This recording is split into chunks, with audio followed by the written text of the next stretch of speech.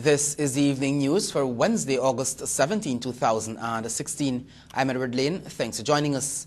In the headlines, overall CSEC pass rate increases by a mere 1% in 2016. St. Rose's High Girl tops CSEC. QC dominates Caribbean Advanced Proficiency Examination.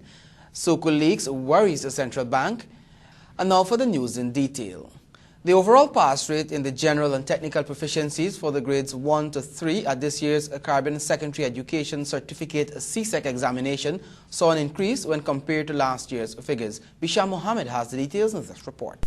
An analysis of the 2016 Caribbean Secondary Education Certificate results revealed that there was a marginal increase in the overall pass rate, which was recorded at 63.39% when compared to 62.72% in 2015. This was disclosed by Chief Education Officer Nursery Ingrid Trotman, who delivered this year's preliminary report. She disclosed, too, that there was an increase in the number of candidates who wrote the Caribbean Secondary Education Certificate examination this year.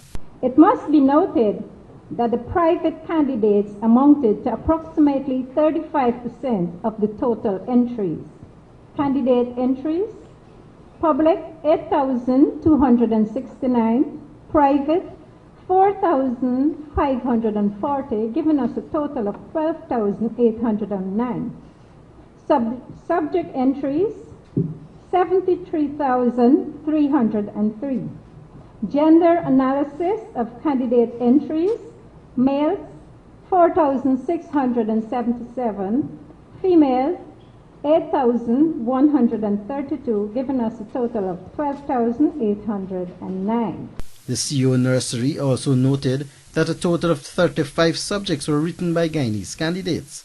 Of these, the results indicated excellent performance in 15 subject areas, where the grade 1s to 3 passes exceed 75%, while satisfactory performance was recorded in 18 subject areas, where the grade 1s to 3 passes exceed 50%.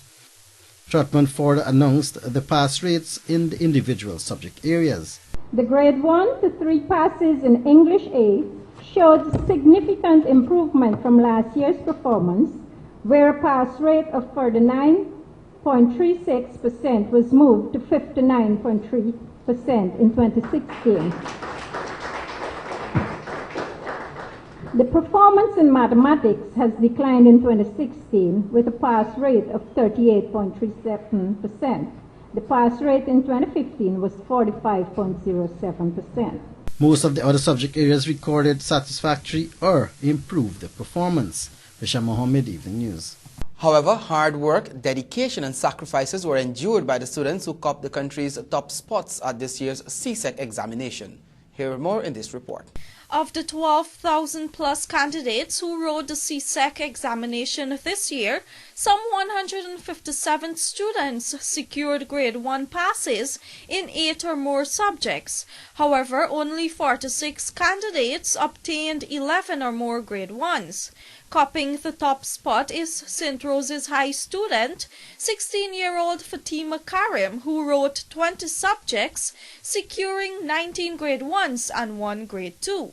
Speaking with the Evening News, the young woman expressed her excitement and relief with her results. I didn't find out till like 1 or 2 hours before the press conference when I went online and I went into the portal, and I was like really excited, but I still don't know if I topped the country until the press conference happened, so that was like extra excitement on top of it. What was your initial reaction when you were looking at the press conference? Like, I was like, okay, so now they're gonna call it who top.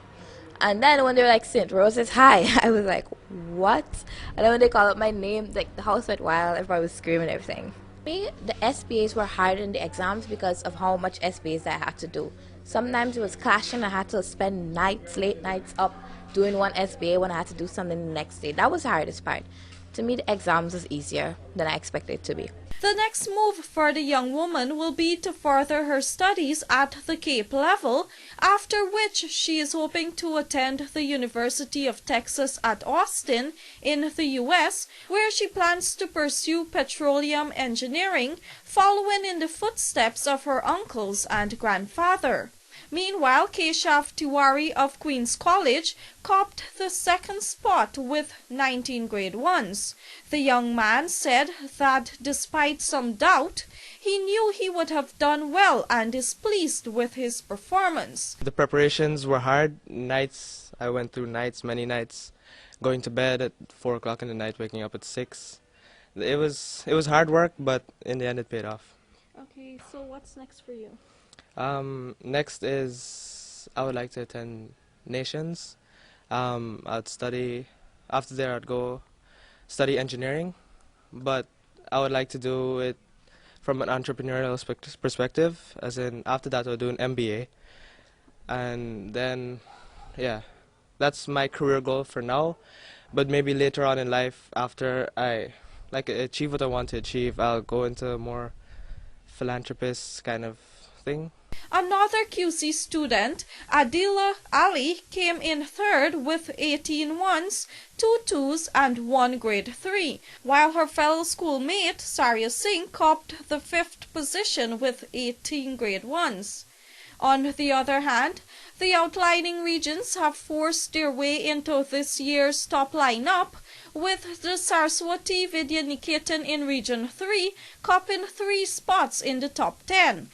Ramkumari Ramdas secured 18 grade 1s and 1 grade 2, Pratisha Baldio with 14 grade 1s, 3 grade 2s and 3 grade 3s, Narendra Prasad with 14 1s, 3 2s and 3 grade 3s. Additionally, Keshav Lal of Anna Regina Secondary came in 8th with 15 grade 1s. Meanwhile, 17-year-old Joshua Inderjit of Line Path Secondary copped the 7th spot with 17 grade 1s. Speaking with this newscast, the aspiring engineer was elated with his performance. I was very excited to hear about my results and I'm ecstatic for what I've done. I'd like to thank my parents, my teachers. It couldn't be possible without them, and I'd like to extend my gratitude towards my family.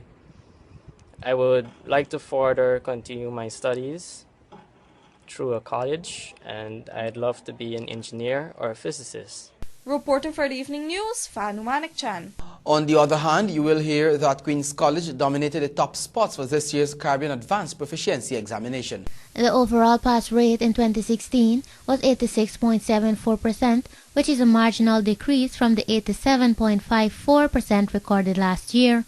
However, there was an increase in the number of candidates securing grade 1s and 2 passes. A total of 898 candidates sat the exam this year, writing a total of 57 units in 29 subject areas. However, candidates obtained a 100% pass rate in only 20 of the units. Among the top performers at this year's CAPE exam were 5 Queen's College students and 1 from Bishop's High, all first-year students who secured grade 1s in 6 units. This is with exception of Dionot Mahbir, a second-year student who wrote 7 subjects, obtaining 6 grade 1s and 1 grade 2. Speaking with this newscast, the ecstatic young man related that his achievement did not come without hard work as he contemplated his next move. It's a great sense of accomplishment for me and for my family and for my school. It was a lot of hard work and a lot of discipline went into producing this sort of results, so I'm very much happy and relieved actually. Well, I hope to study go to university, but I hope to get a scholarship as well from that, and to study computer science really, and hopefully branch off into some artificial intelligence or something like that. So that's really the idea so far.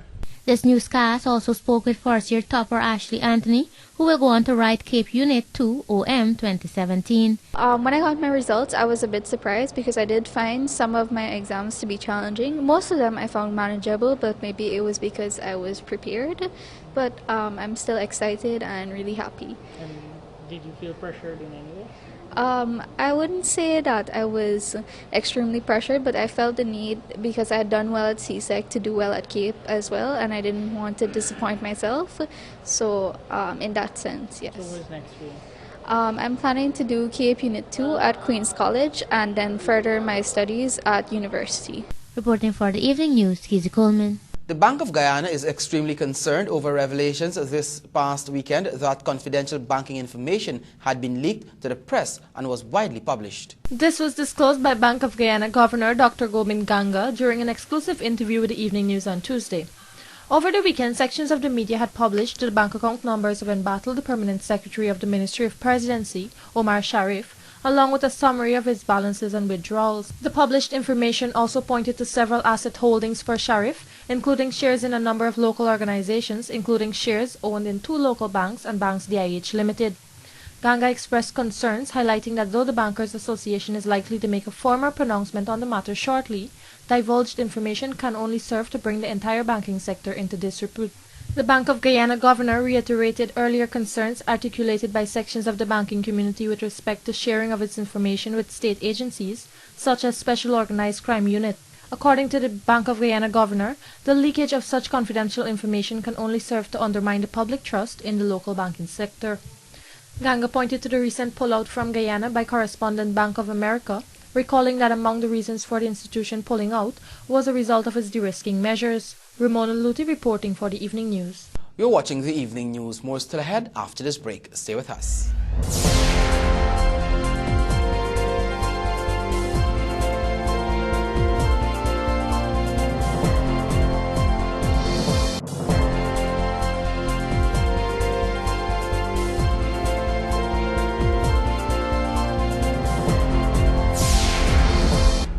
Welcome back. You're watching the Evening News. A British citizen was on Wednesday morning killed while her daughter is in a critical condition following an accident along the Chelsea Public Road, Mahaika East Coast, Demerara. That is Bibi Haroon O'Donovan, 58, formerly of Lot 15 Cotton Tree, West Coast, Berbice, while Shaniza Lewis, 23, is presently a patient at the Georgetown Public Hospital. Based on reports received, the duo was heading to the Eugene F. Korai International Airport to board a flight when the driver of the car reportedly lost control and slammed into a parked truck. From all reports received, the car, bearing registration number HC6753, was speeding along the East Coast Public Road. Both the dead woman and her daughter were transported to the Mahikoni Hospital, where she was pronounced dead on arrival. Her daughter, however, was transferred to the GPHC, where she, up to press time, is still in an unconscious state. The driver of the vehicle was arrested and is assisting police with investigations. 3 medical personnel from the National Blood Transfusion Service will be heading to Argentina on August 23 to partake in a capacity building exercise focused on quality management and control in the area of blood banking.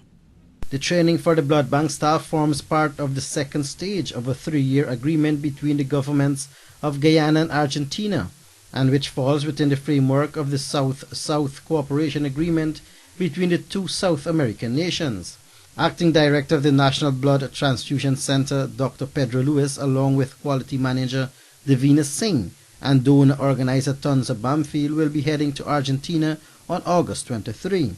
Argentine Ambassador Luis Martino said that the overall aim of the program is to improve the blood safety levels in Guyana by building and strengthening human capacity, knowledge and technology. This upcoming second stage will allow certainly the Guyanese technicians to have a hands-on view of the procedures and standards at the Garahan Hospital, and will no doubt, I'm sure, help to develop a plan and ongoing capacity building to all regions of Guyana in terms of blood safety, and also this will strengthen the experiences that will be eventually transmitted to the blood services community for continuity in the improvement of the system of blood. According to him, this new phase will now allow the participants to have a first-hand view of the procedures and standards of the Garahang Hospital.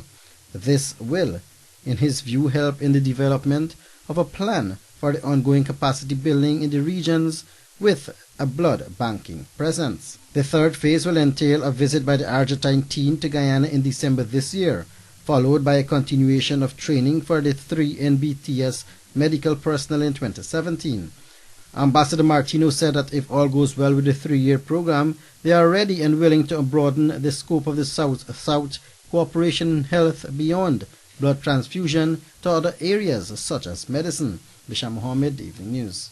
Chief Executive Officer of the Ghana Water Incorporated, Dr. Richard Van West Charles, has been granted a license to import, wholesale and store fuel.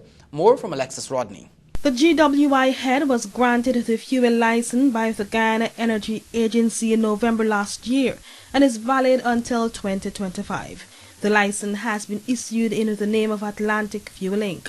Information coming out of the Deed Registry Department on Tuesday revealed that Atlantic Fuel Inc. was registered as a company in February 2015 and was issued with its fuel import license in November 2015. Directors of the company are Dr. Van West Charles, Lear Solomon Goring, Andrew Alfonso, and Ronaldo Alfonso. Its secretary is listed as Andrew Alfonso, and its address as Lot 16 Sublot A Mudlot, Kingston, Georgetown. A copy of the license seen by the Evening News says that the document is valid for 10 years and was inked on November 5, 2015 by GEA's Chief Executive Officer Mahinder Sharma. The license grants to Atlantic Fuels Inc. permission for the importing wholesaling of diesel in Guyana during the period November 5, 2015 to November 4, 2025. Permission was also granted to Atlantic Fuels Inc. subject to the condition of its license for the storage of diesel for the purpose of import wholesale at 16 Sublot A Mudlot, Kingston, Georgetown. In June of this year, government scrapped a similar license which was granted to China Zhongho under the previous administration. That license was dated to expire in January 2025, but was cancelled after an audit showed that the company only had a conditional license. One bandit is listed as serious while a second is stable after they were severely beaten by residents of North Rheinfeldt, Georgetown, during an attempted robbery. One of the men has been identified as Patrick Goodluck and the other was unidentified up to news time. Based on reports received, the men were attempting to rob a family in the area but instead was confronted by residents and given a sound thrashing. However, the police were summoned and responded promptly and rescued the men from the angry residents. Although there were reports that the two men were shot, hospital officials confirmed that there were no evidence of gunshot injuries on their bodies. The men are presently on the guards receiving medical attention at the Georgetown Public Hospital. You're watching the Evening News. More still ahead after the break. Stay with us.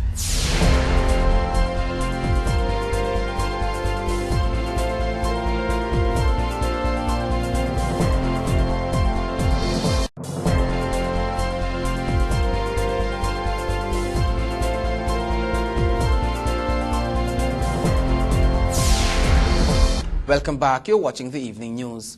Public Health Minister Dr. George Norton earlier today scoffed at calls made by the People's Progressive Party General Secretary Clement Rohi for him to be immediately sacked over the drug bond fiasco. Alexis Rodney reports. Following a media briefing this morning, approached by the Evening News, Dr. Norton immediately responded that fortunately the People's Progressive Party is not his employer and should not be sanctioning his moves. Rohi at his last press conference on Monday had called for the immediate sacking of Dr. Norton for what he said was his mismanagement of the health sector and poor handling of the storage bond fiasco. The party's position is that the public health minister's utterances in the National Assembly warrant his dismissal from office.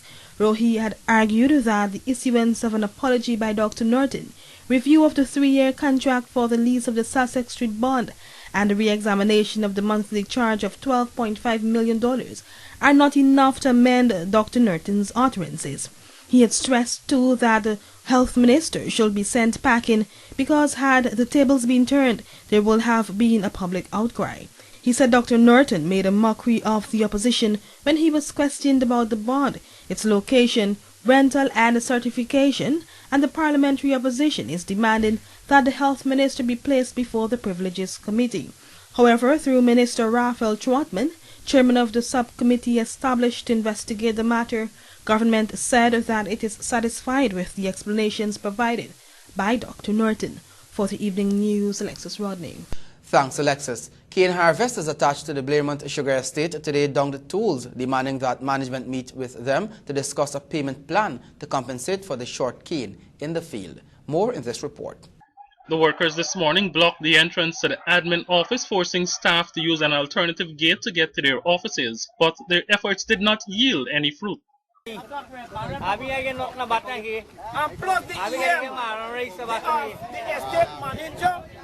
When workers request to see the EM, we refuse to come and talk to workers. We got to block this gate. He must go. He must go.